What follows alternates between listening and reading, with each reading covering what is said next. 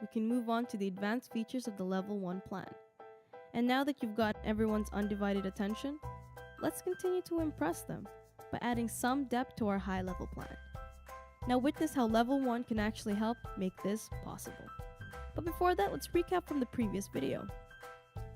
We have plotted the key milestone dates to the timeline, and then categorized the project by phases of work, where each category was assigned a task with respective start and end dates. We have identified the winter season, and the bridge repair as a roadblock will impact our execution and pose risk to timely completion. Now, steps and markers on select task actually gave more layer on our execution strategy, and we are now able to show forecast dates on activities that may be affected by one of the risk items. Finally, Dateline made key date stand out. We're done with the recap, but still prepare yourselves because you're about to witness the advanced features of Level 1. You see, every plan needs to be revisited and updated, not just to see how well we've actually performed, but also to measure our current progress. For status comparison, we would need to replicate this current bar. Let's call it target bar. Now, this target bar serves as base comparison against quote-unquote actual performance. Now for updating, we have to show which date where progress was last applied. In our case, it's July 1st, 2017. Now in this example, the initial design was planned to start on this date, but actual start is over a week later.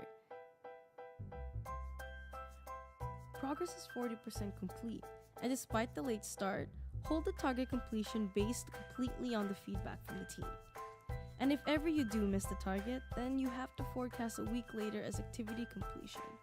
But alas, no impact is actually seen to start on a succeeding activity, which is detailed design. Let's look at construction phase. Site mobilization is 100% complete, where it started and completed on time.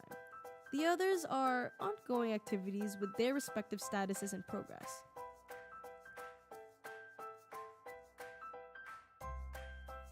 Now let's talk about cumulative curves, or in our case, an S-curve. There are many ways to derive them, which of course I will discuss in other videos, and with different levels of accuracy based on available data. Now the importance of having one is that you have a means of measuring your progression on how you will achieve the completion of your task. You can assign a curve per activity or per groups of activities. Now in this case, progress curves were assigned per project phase, design. The accumulated combined progress of initial design and detailed design as target. Now, the actual progress can be illustrated to measure performance against plan or target. The point lower than the target line showing that you're actually behind target performance, and ahead if vice versa. Here, overall procurement progress is actually ahead of schedule. In construction phase, however, we made forecasts ahead from the target at one end, then the reversal on the other. Note, the timeline of the forecast curve is consistent with the bar chart timeline. And if you remember from the previous video, the delayed forecasts were actually driven by the forecast delivery date of the 10-ton equipment, which will coincide with the bridge repair constraint, thus the ripple effect to construction. Histograms. If your project requires resources such as people, equipment, currency, etc.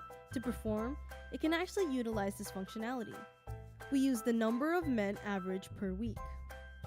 Now first, let's define each item. Then individually assign requirements per period, either weekly or monthly. Now, to interpret the data, the twin peak in manpower is the result of the push to complete most concrete foundation works before and after winter. The low manpower requirement is due to the winter period constraint where productivity will most likely be really low. Now the progress tracking through quantity.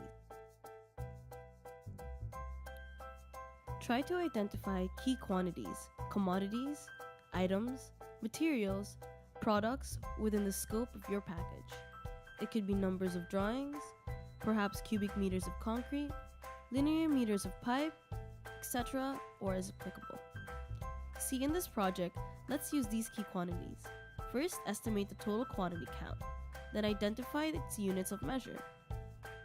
Finally, distribute quantities by period to plot a curve.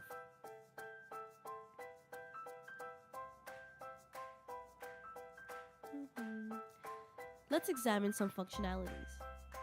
underground utility is composed of 1,500 linear meters of pipe. It shall be installed from June through September, with an average rate of 136 meters per week. 450 meters were installed, with the average rate of 150 meters per week. At this rate, the system calculates forecast completion date. It's earlier! For people who actually execute the work, they can relate better with progress by quantity versus progress by percentage. And tracking rate of completion on the remaining items is the best way to go. Watch our other videos about quantity progress tracking. Lastly, there's an extra histogram that can be utilized for any means you see fit. In this case, we use its cash flows in Canadian dollars. So what do we have? For starters, for page 1, we have key milestone, risks, and schedule. It shows how you will execute and how well you did so far in executing the project in the defined timeline with risk and constraints taken into consideration. Page 2, progress curves and manpower profile. We examine deeper how we plan to progress the job based on our assumed resource loading. Page 3, quantity curves and cash flow. We have added another means to track the health of our project through quantity rate of placement. This very comprehensive project overview is not just a mere report, but it actually tries to tell the whole story behind your plan and your strategy. After all, a picture depicts 1,000 words. You see, no project is too big or too challenging that cannot be overcome with a proper plan and strategy. So start being great and let us help you. So subscribe now and like our videos, and of course also our Facebook page. And while you're at it, go visit www.thinkhighlevel.com to download the level 1. And of course, it's yours absolutely free. Thank you.